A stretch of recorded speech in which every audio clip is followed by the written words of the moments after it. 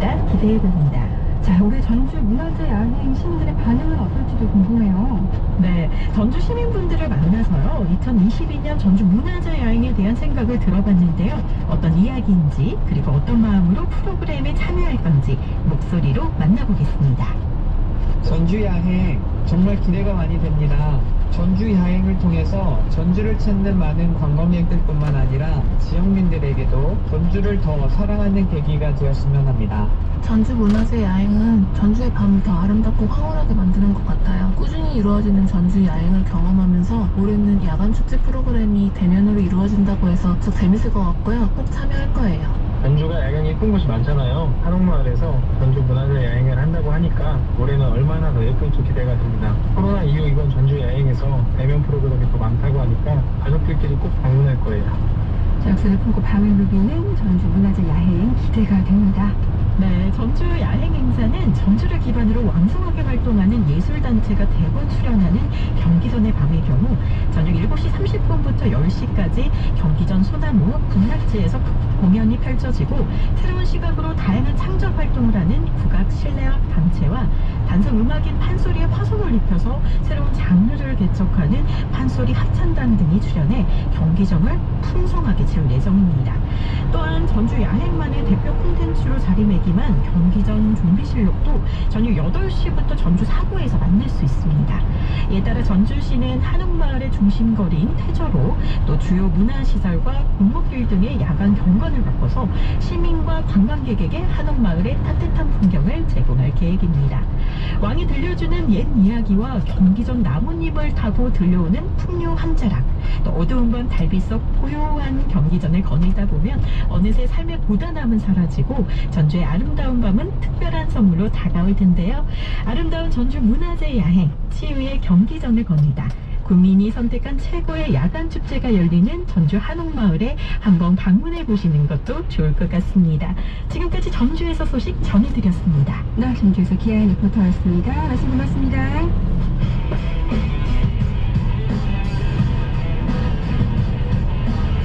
라디오 전국일주 지역시사 포커스 팔도기자가 간다. 지역사 포커스 팔도 기자가 간다. 오늘은 제주도로 갑니다. 네, 제주 김영훈 기자와 함께합니다. 안녕하세요. 네, 안녕하십니까. 자, 제주도에는요 값진 자연유산이 많은데 천연기념물인 사면들이 훼손되고 있다면서요. 네, 그렇습니다. 서귀포 문산 일대 관광 잠수함 운항구역에서 사무군락 훼손이 심각하다고 하는데요. 해당 구역은 천연기념물로 지정되는 산호 서식이 확인되고 있는 지역이거든요. 특히 일부 구역 같은 경우에는 의도적인 해중 지형 훼손이 일어나고 있다는 주장도 이어지고 있습니다. 산호 소식지가 훼손된 현장 그럼 어떻게 확인됐나요?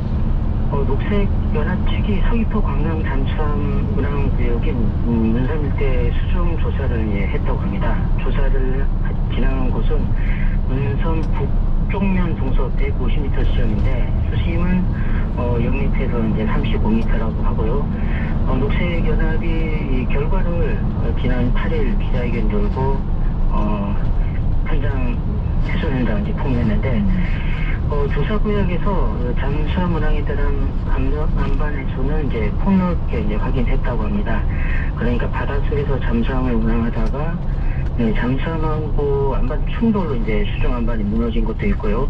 수중 직벽 튀어나온 부분이 잠수함에 이제 긁혀서 훼손되기도 하고, 그러니까 녹색연합 측은 이런 관광 잠수함 운항 과정에서 그러니까 수중 물 흐름하고 가시 거리를 그냥 무시하고 이제 무리하게 운항한 결과라고 주장하고 있습니다. 그 앞서서 의도적인 지형 훼손도 있다고 했는데 이건 무슨 얘기죠? 관광 잠수함이 통상 수중 안반을 따라서 이제 산호하고 해양 생물을 관찰하고 그걸 관광객들에게 보여주는데 수심 한 20m쯤 오면은 이른바 중간 기착지라고 하는데 여기에서는 수중 다이버들이 이제 밖에 나가서 다이버 시야로 이제 보여주고 그 다음에 35m까지 내려갔다가 다시 이제 물 밖으로 나오게 되는데 조금 전에 말씀드린 중간 기착지 있지 않습니까? 거기 바닥이 길이가 한 25m, 폭이 6m로 아주 탄탄하게 되어 있다고 합니다.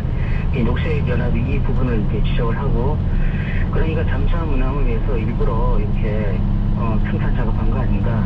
그래서 이제 불법 현상 변경 의심된다고 지적하고 있습니다. 자, 그런데 천연기념물 소식지 어떻게 잠수함 운항이 가능했던 거죠? 해당 업체가 이 잠수함 운항한 거는 1988년부터인데 문성 일대는 2000년도에 들어서 이제 천연 기념물로 지정이 됩니다. 그런데 업체는 2001년부터 다시 이제 천연 기념물 현상 변경 허가를 받아서 지금까지 사업을 세우고 있는데요. 이 녹색연합이 바로 이 점을 이제 지적을 했는데 천연 기념물 관리하는 문화재청이 이런 산업 안반에서 이런 걸 다 알고 있는데 한 번도 멈추게 하지 않고 그래 20년 동안 운항을 사업했다고 하는데 이 문화재청이 잠수함 운항으로 훼손된 연산후 굴러기는 그러니까 3년이면 회복된다면서 계속 이렇게 사업을 허가를 해줬다고 합니다. 그게 또 이번에 녹색연합 측에서 이제 주장하면서 이제 드러났고요. 그러니까 천연기념물이 산후가 훼손된 거를 알면서도 잠수함 네. 운항을 허가해주고 있었던 거네요. 그렇습니다. 네. 자, 그럼 앞으로 이 문제가 어떻게 진행될지 궁금한데요. 제주도가 곧바로 현장 조사에 착수하고요. 그냥 도에서만 하는 게 아니고 민간 합동으로 조사를 해서 사실력을 확인하겠다고 합니다. 제대로 조사가 이루어졌으면 하고요. 다음 준비한 소식도 좀 황당한데요. 그래 오늘 좀 이상한 소리만 전해지는 것 같은데 국립공원 한라산을 이제 탐방하게 되면 우리가 흔히 가는 길 말고 정해진 길 외에는 갈 수가 없거든요. 그러니까 법정 탐방로가 있습니다.